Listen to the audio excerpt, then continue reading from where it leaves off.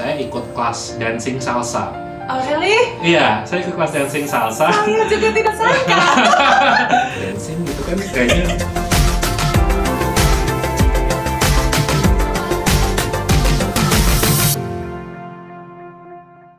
Hai Sobat Gribble, kembali lagi di YouTube Gribble Lebih Pintar. Hari ini kita akan membicarakan sesuatu yang mungkin berbeda dengan channel-channel sebelumnya. Kali ini kita dengan topik Gribble membawa inspirasi. Ya, siapa yang kita bawa ke channel kita hari ini? Yaitu Kakak Mario Wibowo. Kakak Mario Wibowo ini siapa? Dia adalah seorang fotografer lebih ke bidang arsitektur. Menarik ya? Oke, kita tanya-tanya apa sih itu fotografer arsitektur? Sebelumnya kita tanya mungkin mulai dari dari masa kecil dulu ya. Masa kecil dulu cita-citanya apa sih, Kak Yo? Saya dari kecil itu cita-cita sih menjadi insinyur ya. Insinyur. Ya, saya sendiri nggak tahu juga dapetnya dari mana, tapi mungkin ya dari orang tua mengarahkannya ke sana. Jadi memang kalau tanyain apa, insinyur. Apakah orang tua insinyur sebelumnya? Bukan. Bukan. Oh, orang tua dokter. Wih deh. Jauh banget. Oke, ya. Terus? Ya gitu sih, jadi insinyur maunya. Walaupun akhirnya masuk ke sekolah. Sebenarnya sekolah itu juga kalau kita di sekolah, saya yakin kebanyakan orang sini semua juga sama ya. Kalau di sekolah itu diarahkannya sebenarnya masih kurang. Jadi kalau kita mau masuk apa kuliah pun sebenarnya masih bingung. Biasanya itu juga diarahkan oleh orang tua. Tapi orang tua saya mengarahkan saya menjadi dokter seperti dia. Cuman saya nggak suka menghafal. Jadinya saya udah bilang saya nggak mau menghafal dan saya nggak mau ngitung. Jadi saya maunya gambar aja. Kalau gambar aja itu kuliahnya apa gitu. Jadi ya akhirnya nemu-nemu nyari-nyari, oh arsitek menggambar. Jadilah saya masuk ke arsitektur kuliahnya. Gimana? Nyemplung ke dalam kuliah arsitek itu apakah Kak Iyo merasa, oh iya akhirnya saya menemukan nih, beneran nih saya tuh suka gambar karena tidak ada hafalan, tidak ada apa-apa. Wah, menggambar terus sama dengan segala imajinasi, atau merasa kayaknya nih saya salah nyemplung nih, gimana? Waktu masuk itu akhirnya menghitung, menghafal dan juga menggambar. Jadi beli satu dapat 3 bonus gitu kan, dapat semuanya. Jadinya ya gimana ya, jalanin aja sih ya. Jalanin sampai kelar juga ya. Akhirnya sampai kelar walaupun kebanyakan bergaulnya juga waktu itu, alias lama kuliahnya. Karena memang saya nggak fully into the proses kuliahnya itulah ya. Maksudnya arsitektur itu sendiri, saya menikmati arsitekturnya, tapi saya tidak suka industrinya, artinya yang mesti ngedesain lah, terus ada hitungan-hitungan mekanikanya, konstruksinya dan lain-lain tuh buat saya agak-agak overwhelming pada saat itu. Apa sempat terjun di dalam industri arsitek secara secara karir? Oh iya, karena saya memang saya menikmati arsitektur itu sendiri. Jadi pas sudah lulus kuliah, ya udah saya terjun di dunia arsitektur. 7 tahun saya di situ. 7 tahun, berarti sempat menggelar menyandang gelar sebagai seorang arsitek Mario Wibowo. Iya, gitu. 7 tahun. Ya Mario Wibowo gitu, namanya dulu Wibowo Architects gitu, namanya. Kita pernah bikin. Ya saya pernah kerja sama orang juga. Saya pernah jadi kontraktor juga, pernah bikin furniture, bikin 3D. Jadi semua industri di arsitektur saya cobain gitu, mencari jati diri di mana sih saya fit in. Dan ternyata nggak ada yang fit. Nggak ada yang fit. Oke. Terus gimana? Akhirnya ya waktu itu pencarian jati diri itu akhirnya kena satu titik di mana sampai bisa merasa, oh iya, this is my passion. Kenapa ya? Saya mesti nanya kayak begini karena banyak sekali orang-orang, bukan anak-anak, bahkan yang udah dewasa aja tuh masih mencari. Kadang nih ditanya, hobi lo apa sih? Orang masih bingung, iya apa ya hobi gue ya? Ini gue kerjain, ini gue kerjain apa? Passionnya aja mereka tuh hampir nggak tahu passion gue tuh di mana. Nah, sampai di titik apa sih lu tuh bisa tahu, oh ya nih, this is my passion. Oke, jadi menurut saya kalau kita passion itu adalah hal pertama sesuatu yang kita lakukan secara berulang-ulang. Itu sudah pasti passion ya. Yeah. Nah, lalu yang kedua adalah kalau kita willing to help people tanpa pamrih. It's a free work gitu, kita willing to do it, artinya kita passionate about it. Jadi menurut saya itu. Nah, dia tinggal mungkin juga anak-anak gitu, kalau emang mereka seneng akan sesuatu dan disuruh bantuin orang tuanya, disuruh bantuin teman dia dengan senang hati membantu, ya itu bisa menjadi suatu pertanda bahwa itu adalah passionnya dia gitu. Jadi mungkin diarahkan dari situ ya, bisa dilihat anaknya potensi di mana, mungkin harus dipancing-pancing gitu ya, kira-kira nih anak mau nggak nih, oke nggak nih gitu. Iya, betul. Jadi dari pihak sebagai orang tua mungkin kita kasih pilihan yang lebih banyak sambil kita yang lebih dewasa kita mengamati ya. Kita mengamati, oh ya nanti kita bantu kita arahin lagi. Once begitu kita arahin, kita lihat lagi bener nggak dia tuh konsisten di situ. Ya konsisten ya, berarti ya kuncinya konsisten. Dia selalu melakukannya. Misalnya biar kata dia udah capek tapi dia tetap ngelakuin, berarti kita bisa bilang itu passionnya di situ ya. Oke, baik. Terus gimana nih perjalanan karir? Berarti dari seorang arsitek kemudian akhirnya bisa tiba-tiba klik langsung ke fotografi. Bahkan Kak Mario Wibowo ini adalah seorang Leica Ambassador untuk Indonesia. Pak, saya tuh bangga banget tuh Kak. Bisa itu. Terus terang saya emang ada kenal sebelumnya dengan Kak Iyo ini, tapi begitu gue follow lu punya IG ya, waduh, dilihat apa ambasador Leica, gile. Gue Leica selama ini gue cuma lihat dari ini doang, ketemu fisiknya paling cuma megang doang gitu. Belum sanggup beli soalnya. Gimana nih Kak Iyo? Oke, perjalanannya sebenarnya panjang sekali ya, termasuk dari kuliah ya. Sebenarnya kuliah itu saya ingat masuk arsitektur, lalu yang ketemu menghafal, menghitung dan menggambar semuanya itu. Di semester 3 saya sudah memikirkan, wah kayaknya ini bukan gua banget nih, gua lebih cocok kayaknya di... Oh sempat nyesel ya? Iya, sebenarnya kayaknya DKV nih harusnya nih, desain grafis kan. Kalau desain grafis kan ada jurusan yang fotografi gitu kan, yang lebih visual lah gitu sebenarnya. Gitu. Sebenarnya intinya saya visual sih. Gitu. Nah jadi semester 3 pas mau pindah, orang tua bilang kalau lu pindah terus gue mesti bayarin uang pangkal lo lagi dan lain-lain, belum tentu lu demen gitu. Jadi mau ngapain, buang waktu juga. Selesaiin dulu aja, habis itu mau ngapain terserah. Gitu. Jadi ya udah tak selesaikan gitu ya, lulus. Dan saya ingat waktu di kuliah itu kalau dari semester atas itu kan ada mata kuliah pilihan, ada mata kuliah fotografi. Nah saya nggak ngambil karena nggak punya kamera. Gitu, Nggak punya kamera, cuman ngeliatin temen tuh pada motret tuh kayaknya kok seru banget gitu. Sebenarnya udah punya niat gitu, kayaknya fotografi oke nih, cuman harga kameranya mahal, terus masih pakai film, nyetak dulu. Saya nggak ada benang ribet soalnya. Jadi kayaknya oh ya udahlah, cuma mengamati gitu. Ya udah, habis itu kerja di dunianya arsitektur dan lain-lain.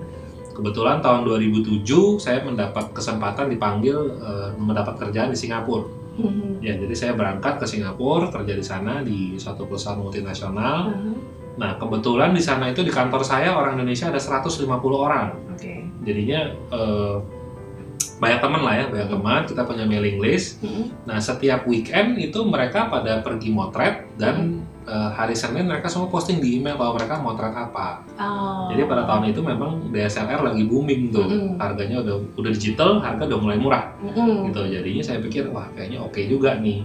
Beberapa bulan kerja di sana saya nabung, belilah kamera. Jadi yang senang di kuliah kemarin nih terwujud akhirnya beberapa tahun kemudian gitu kan. Coba di situ, jadi coba mulai motret juga, ikutan segala macem. Ya udah sih cuma motret gitu-gitu doang, ikut-ikutan. Motret apa tuh, sorry kalau boleh tahu?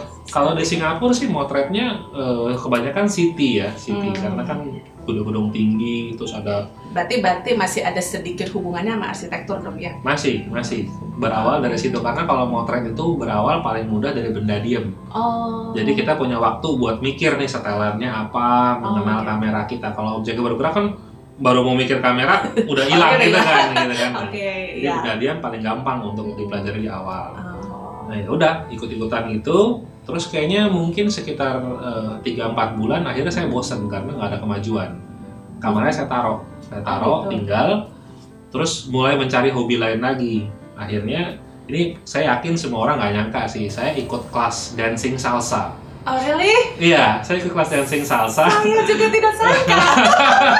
Dan saya lumayan yang terbaik di kelasnya. Akhirnya saya mau dimasukin ke competition waktu itu. Wow. Ya kan? Jadi partnernya siapa itu?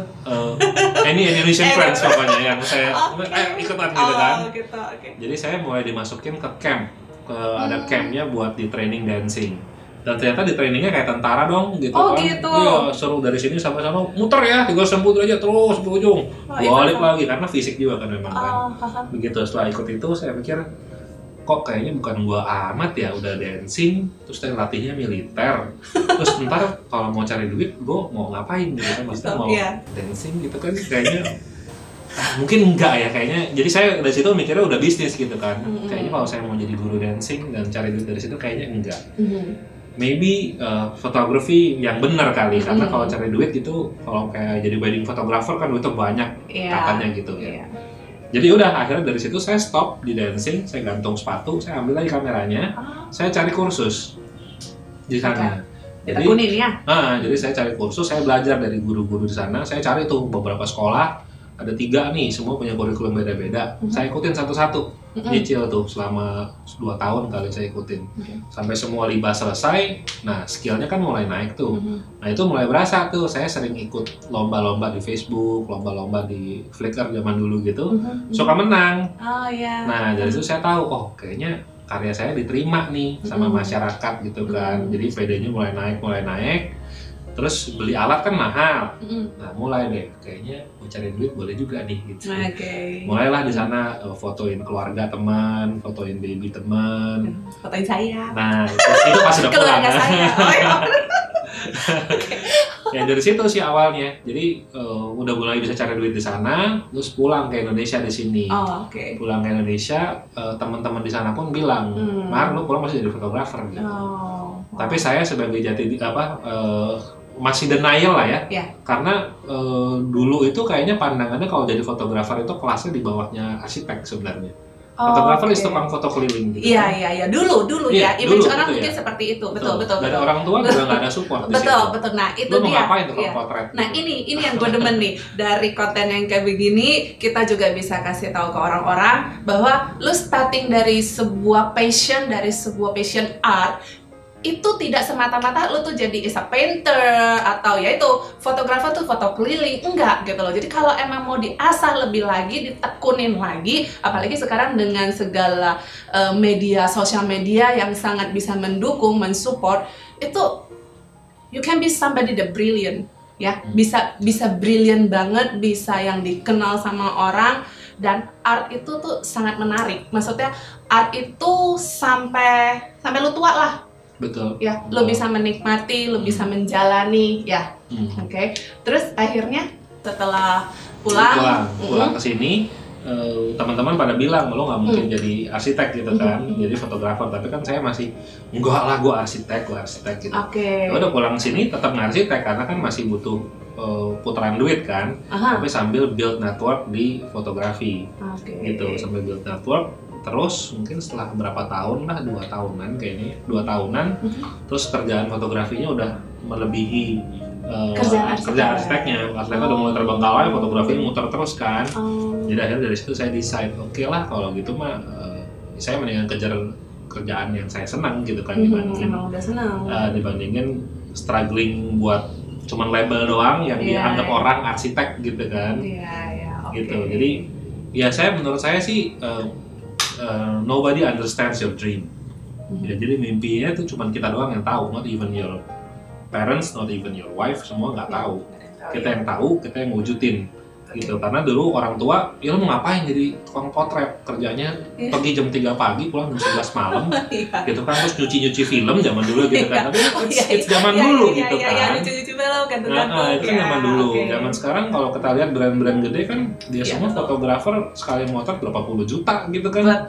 Nah jadi ya di situ saya buktiin sih bahwa ini bisa loh kita make a living out of photography gitu. Jadi lu memilih sebagai fotografer arsitek karena lu backgroundnya juga dari arsitek yang suka. Apa emang lu gimana? Kenapa fotografer arsitek?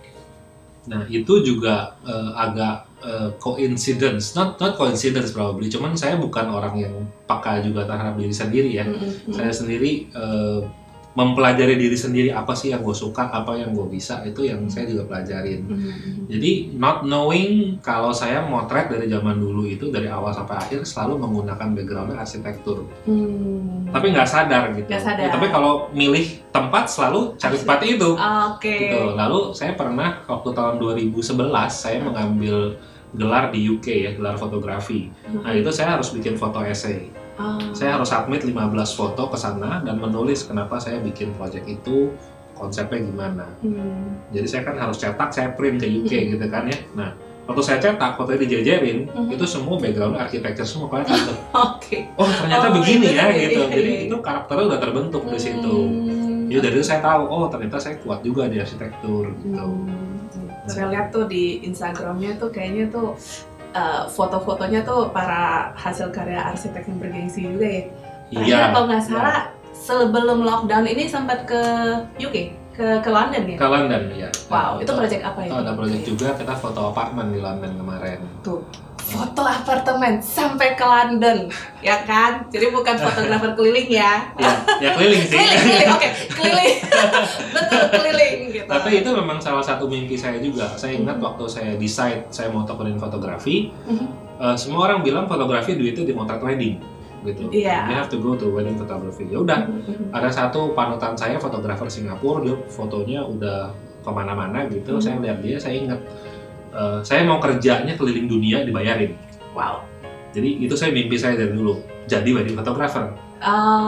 Tapi ternyata di wedding photographer sempat sih. Jadi wedding photographer saya udah sempat ke Melbourne, udah sempat ke Paris gitu, udah sempat ke kemana lagi, ke Jepang juga udah pernah gitu. Dikirim semua, dibayarin semua gitu kan.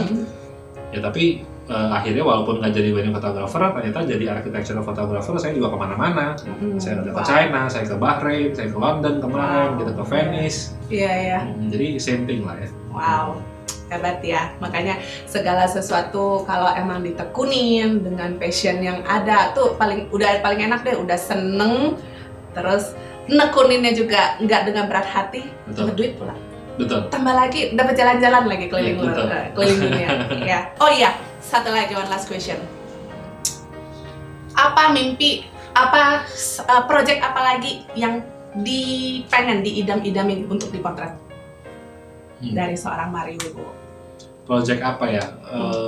Ya memang di akhir-akhir ini sih saya lagi ada berubah visi ya, karena kalau motret saya ingat dulu saya mau ngejar top arsitek di Indonesia, saya harus pegang projectnya. Itu sekarang udah. Lalu saya mau masuk ke top developer juga. Udah juga. Ya, terus mau ngapain lagi gitu kan? Wow. Cuman ya harusnya targetnya ke luar negeri. Cuman kebetulan saya kan anak baru umur 2 tahun. Jadi kayaknya buat kalau udah pergi keluar begitu tuh 2 minggu baru pulang. Oh gitu. Takut dipanggil om pulang. Jadi anak ya. Jadi saya pikir mungkin itu bukan pilihan yang tepat untuk keluar terlalu lama. Jadi sekarang sih memang saya lebih nge-build-nya lagi di videografi sekarang.